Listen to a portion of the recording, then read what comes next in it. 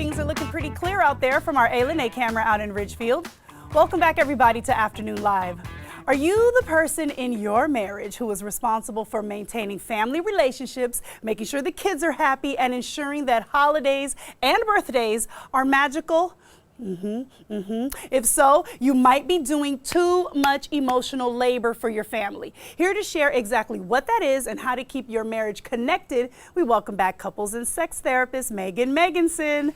Girl, every time you come, it is like you are right on time for most things that are going on with most people. Well, you know, I just listen to what my couples are bringing into session in our practice and say, I think I'll talk about that this week. Yeah, no, and this is good because this time of year, I mean, emotions are running high. That's right. And people often already feel overwhelmed. Right. But if you're the person in your relationship that often takes on everybody's happiness, then you're probably like, ho, ho, what?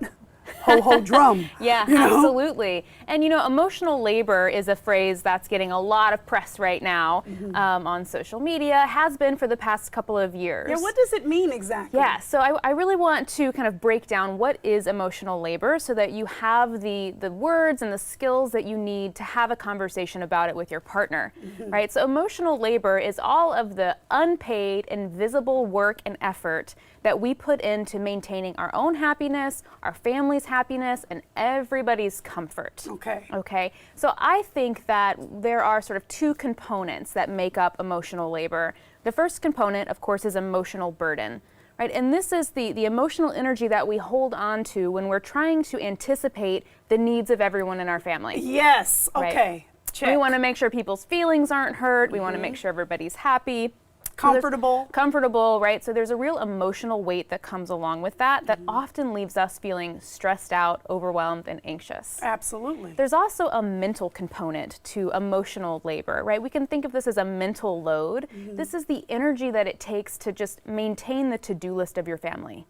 Yeah, that's a lot. Right? Just listening to you, I'm doing that right You're now. doing it right I'm thinking, yeah, okay, did I do this? Did I do that? Oh, I forgot about.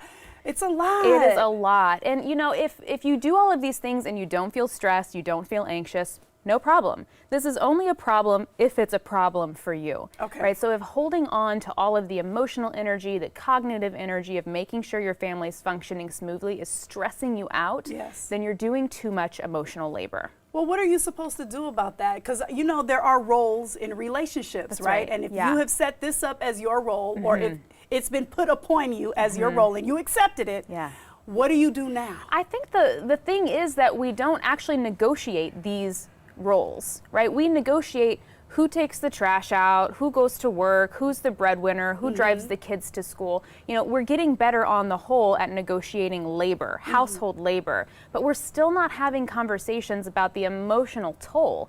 So I think the first thing we can do is start talking about it, right? We can start talking about, hey, I know that it's my job to make dinner, but can I tell you about all of the ways in which that stresses me out emotionally?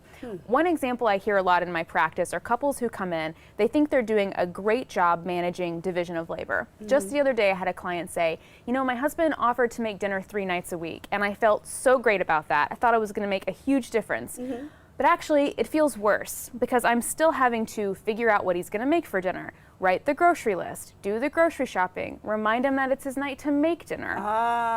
So sure, he's making dinner, but I still feel emotionally like I'm responsible for making sure that everything gets done. Yes. That's a harder conversation to have. It is a very difficult one to have because how do you not do this without sounding like you're complaining? Well, exactly. And there was an article that went viral a couple of years ago, and the title was something like, "Women Aren't Nags, We're Just Fed Up." Yeah. Right? And there's a great book now called Fed Up that I highly recommend people read if they're interested in learning a little bit more about emotional labor.